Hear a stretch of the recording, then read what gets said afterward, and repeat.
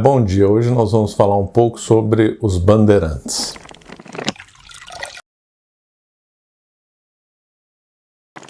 Os bandeirantes, as bandeiras, as entradas, foram fundamentais na história do Brasil. O Brasil não teria esse território imenso sem os bandeirantes. E os bandeirantes, frente à historiografia, nós temos duas visões opostas, que até parece que está se falando de pessoas diferentes. Uma típica aqui de São Paulo, né? Sou paulista, e aqui no Paulista antigamente, nem tanto antigamente, se exaltava exageradamente os bandeirantes. Então pessoas ali da década de 30, 40, 50, exaltavam demais os bandeirantes com exagero, dando uma figura de heróis românticos, desbravadores míticos, que seriam grandes figuras e tal, escondiam os erros dele, os abusos que fizeram e tal. Aí depois de um tempo, com a nefasta historiografia marxista, que acabou com a historiografia não só no Brasil, mas mundialmente falando, aí os bandeirantes passaram a ter uma leitura oposta, que só carga negativa. Então eles eram ruins, não tinham nada, nenhum lado de bom, só pensavam em riqueza, aprisionar índio, não era tudo ruim, tudo péssimo, era gente horrível e tal. Ora, as duas visões são erradas, tanto a visão romântica como a visão marxista.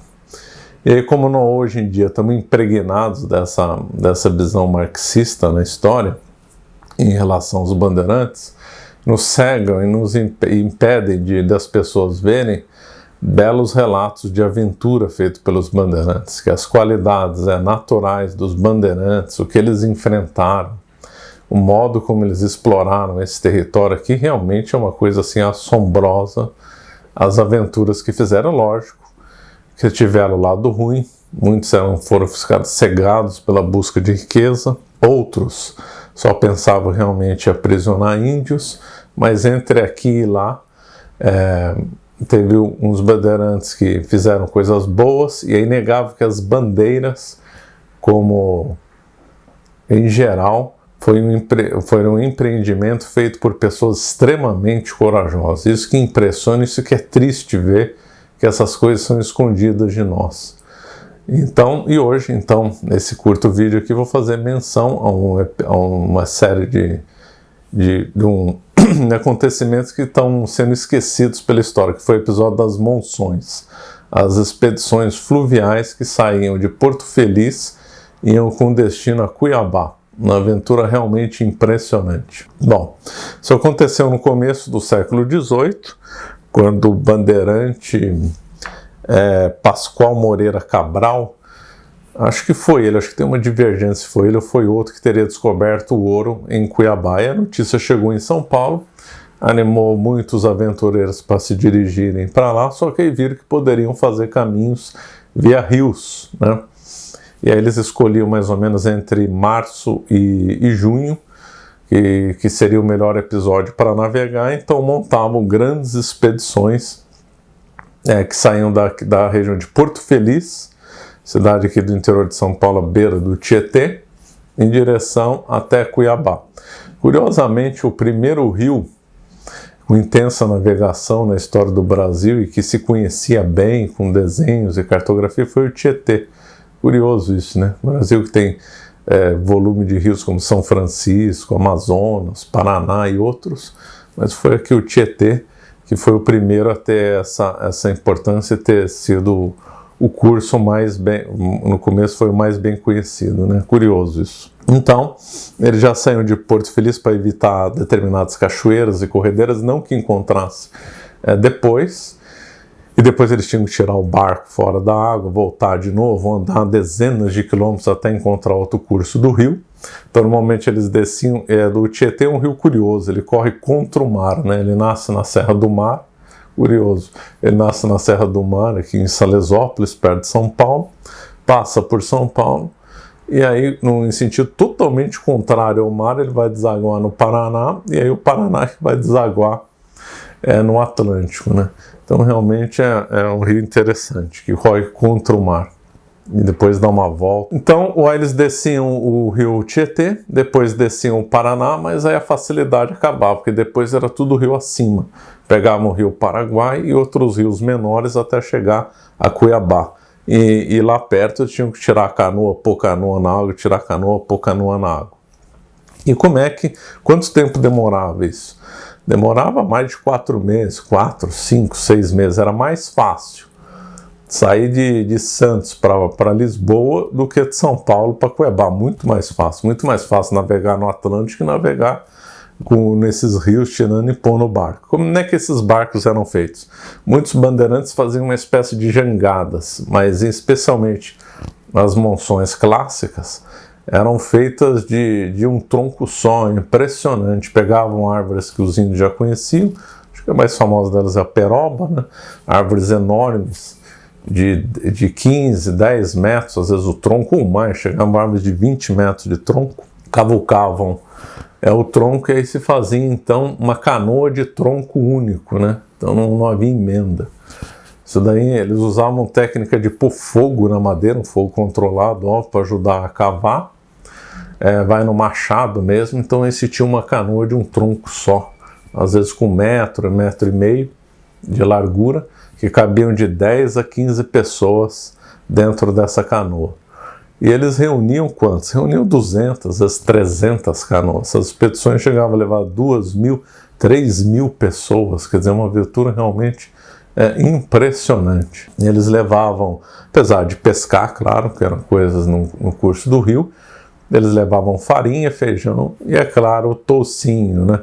Toucinho é a comida mais clássica da história colonial do Brasil. Tinha até um ditado: não há sermão sem Santo Agostinho, assim como não há refeição sem o toucinho. Então todo mundo podia comer o que quisesse, mas tinha que ter um toucinho. Todo mundo era fã de toucinho. Dom Pedro I era fã do toucinho. Então o toucinho estava onipresente. É lógico que nas dificuldades, né, os bandeirantes, eles comiam formiga, sabiam comer raízes de árvores e outros bichos que hoje a gente não consome. Por exemplo, comiam gambás, comiam ratos, etc. Na necessidade é tudo. Então, a vida dos bandeirantes não era fácil. Às vezes emprenhava aí pelo sertão e tinha que comer o que tinha para não morrer de fome. Muitos deles tinham que dormir em árvores. Por que tinha que dormir em árvore? Com medo de ataque de índios. Outros chegavam a dormir enterrados, né? Porque achavam que dormir em árvores não era confiável, tinha que dormir enterrado. Realmente impressionante. E aí, se não bastasse toda a dificuldade, que nesse curso aí podiam pegar doenças, animais, picada de cobra, aranha, escorpião, se não bastasse tudo isso, ainda encontravam no caminho várias tribos de índios selvagens, como os guaiacus, os goiáses e principalmente os paiaguás, que habitavam ali na região do rio Paraguai. Eles ficaram conhecidos como piratas, né, do rio Paraguai, porque então eles esperavam os bandeirantes aparecerem para fazer ataques no rio, né? Usando várias técnicas de emboscada. Às vezes esperavam os bandeirantes no momento de maior fragilidade do desembarque para atacar, ou mesmo atacavam no rio com várias técnicas. Então era uma coisa assim muito perigosa andar de São Paulo, de Porto Feliz para Cuiabá. Então esse percurso demorava, falei o tempo, né, mas faltou a distância, 3.500 quilômetros, andando para lá, descendo, pondo canoa, tirando canoa da água até chegar em Cuiabá. Então toda essa vastidão do Brasil que passou além do Tratado de Tordesilhas, nós devemos aos bandeirantes que exploraram a região do Goiás, a região de Mato Grosso, Minas Gerais, foram até Rondônia, foram até a região do Amazonas. Realmente uma aventura impressionante. Depois vamos voltar aqui com relatos. Hoje eu quis comentar um pouco sobre as monções tão esquecidas. E um livro, desde já recomendo, clássico sobre esse livro, é do Afonso de Toné, que é Relatos Monçoeiros. Então isso aqui está baseado nesse livro aqui. Aliás, tem uma citação aqui interessante do Saint-Hilaire, que foi um francês que andou pelo Brasil e fez relatos do Brasil, que aliás esse aqui deveria ser obrigatório todo estudante ler. que é o relato que ele faz do Brasil, realmente é muito interessante, né? E ele comentou, as monções começaram no século XVIII e terminaram no começo do século XIX, né?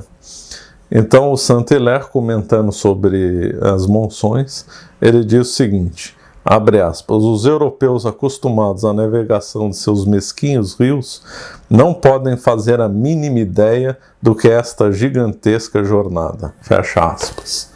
Então, fica aí a sugestão de conhecermos melhor sobre as monções e ler esse livro bem interessante de Tonnet. Bom, nos dias 6, 7 e 8 de junho vou trazer para vocês 3 aulas exclusivas sobre a história do Brasil e independência, né? Aproveitando os 200 anos, né? Na aula 1 conversaremos sobre o que é ensinado de errado sobre esse tema. Na aula 2 vou falar sobre a versão da história que mais se aproxima com a realidade, que é mostrada pelos livros, né? Sempre. No terceiro dia, no dia 8, né, farei uma aula em conjunto com o professor André Mello, da editora Floss Carmelli, no canal do Floss Carmelli, onde vamos fazer um apanhado geral. Vou fazer 2 anúncios. O primeiro será o lançamento do meu livro, 1822, A Separação do Brasil. E o segundo será o lançamento de uma escola online, que será uma plataforma onde estarão disponíveis todos os cursos de história que lancei e que vou lançar. Então vou centralizar tudo no mesmo espaço. Então lá você vai ter acesso a tudo no mesmo lugar. E ainda vai contar com atualizações frequentes com novos conteúdos. Então lembrando, esteja presente nas lives dos dias 6, 7 e 8 de junho. Te espero lá. Muito obrigado. Então, muito obrigado. Se você gostou desse vídeo, por favor, se inscreva no nosso canal e nos siga nas redes sociais. E além, claro, compartilhe os nossos vídeos, né? Muito obrigado.